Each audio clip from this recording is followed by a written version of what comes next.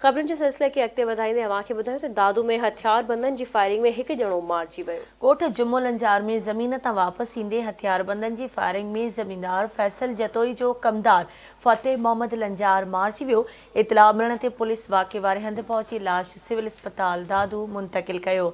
Police मूजिबि वाक़ियो लंजार ऐं चांडिया धुरियुनि में पुराणे तकरार तां पेश आयो आहे। लंजार ऐं चांडिया धुरियुनि में पुराणे तकरार तां अॻु में बि 4 माण्हू क़तल थी चुका आहिनि। मक़तूल जो लाश पोस्टमार्टम बाद वारसनि हवाले कयो वियो। केटी जतोई ऐं सईदपुर थाणनि जी पुलिस में हद जे तकरार सबबि केस दाख़िल न थी सघियो।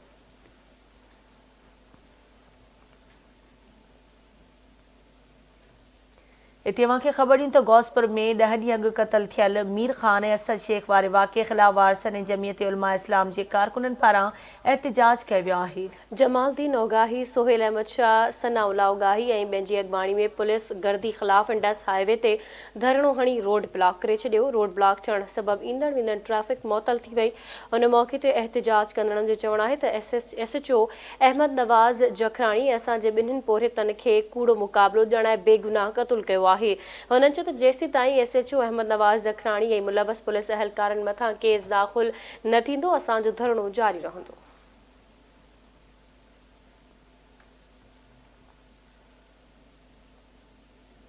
ठारूशाह में हथियारबंदनि पुलिस अहलकारनि मथां फायरिंग करे ॾिनी जंहिं सबबि हू मौज़ाने तौर महफ़ूज़ रहिया।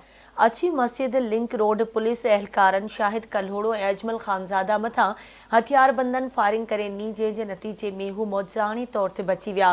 ठारूशाह पुलिस हिकु हथियारबंद बदनाम ॾोहारी गुलज़ार उजण खे गिरफ़्तार करे वरितो। पुलिस गिरफ़्तार जवाबदार जे कब्ज़े मां क्लेशिनकोफ, हिकु अदद पिस्टल ऐं 106 गोलियूं हथ करण जी दावा कई आहे। पुलिस गिरफ़्तार जवाबदार खे ठारूशाह थाणे ते लॉकअप करे केस दाख़िल करे छॾियो आहे।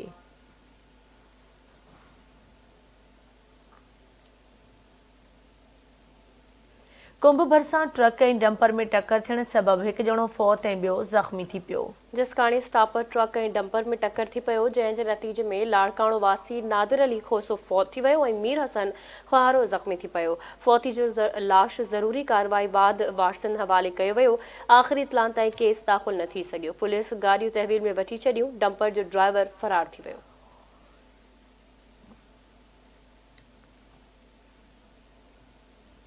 मुरीद शाख भरिसां कार ऐं ट्रॉलर जे टक्कर में 2 ॼणा फौत थी विया। पंजाब वारे इलाइक़े ज़ाहिर पीर मोटरवे M5 ते कार ऐं ट्रॉलर जे विच में ज़ोरदार टक्कर थी पियो जंहिं जे नतीजे में कार में सवार 2 ॼणा अजल जो शिकार थी विया जॾहिं त हिकु ॼणो सख़्तु ज़ख़्मी थी पियो। इतलाह मिलण बाद पुलिस ऐं रेस्क्यू जूं टीमूं वाक़े वारे हंधि पहुची लाश अस्पताल मुंतक़िल कया। मोटरवे पुलिस मूजिबि फौतियुनि जी सुञाणप मोहम्मद अकील ऐं मोहम्मद हसन तौर थी आहे।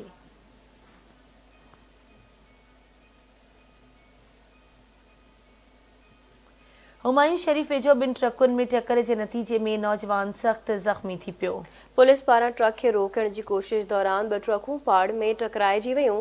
हादसे जे नतीजे में 20 वरियनि जो नौजवान मुमताज़ रईसाणी सख़्तु ज़ख़्मी थी पियो।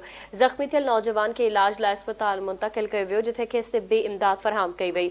ॿिए पासे वाक़े बाद ट्रक ड्राइवरनि पुलिस जे मुबैना नाजाइज़नि ख़िलाफ़ ट्रक ड्राइवर मेहरदिल रईसाणी जी अॻवानी में शिकारपुर जे इकमाबाद रोड ते एहतिजाज कयो।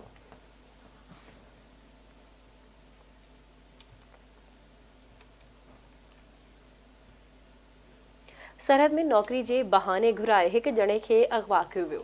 दादूवासी तौफ़ीक़ जमाली ऐं फिदा हुसैन जमाली खे नौकरी बहाने आंदल सुंदराणी वारे इलाइक़े में घुराए वियो। नौजवाननि जे पहुचण ते खेनि अगवा कयो वियो जॾहिं त हिकु ॼणे तौफ़ीक़ जमाली धाड़ेलनि खां भॼी आंदल सुंदराणी थाणे ते पहुतो जिते हुन साथीअ जे अगवा थियण जो इतलाह ॾिनो। ॿिन्ही नौजवाननि खे फैक्ट्री में नौकरी ॾियण बहाने दादू खां आंदल सुंदराणी घुरायो वियो हो जिते हिकु ॼणो धाड़ेलनि खां भॼी जान बचाए वरिती।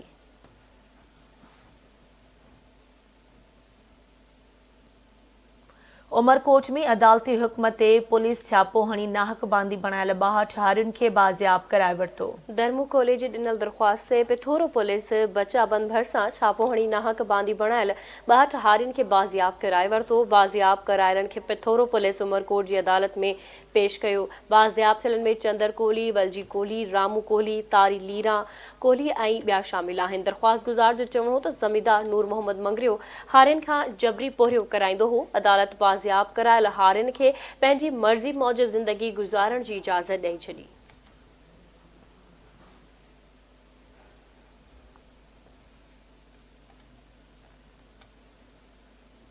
दोदापुर में हफ़्तो अॻु थाइम ऐं बबर बिरादरी जे झेड़े में 6 मक़तूलनि जे कातिलनि जी गिरफ़्तारी लाइ पुलिस ॻोठ ते चढ़ाई करे 20 खां वधीक ढोर काहे वई। पुलिस ॻोठ तारो दश्ती ते चढ़ाई करे 20 खां वधीक चुपायो माल काहे वई। राब्तो करण ते पुलिस जो चवणु हो त 6 ॼणनि जे जवाबदारनि जी गिरफ़्तारी लाइ छापा हया पिया वञनि। पुलिस ॿुधायो त जल्द मुलविस समूरनि जवाबदारनि खे गिरफ़्तार करे कानून जे कटहले में आंदो वेंदो।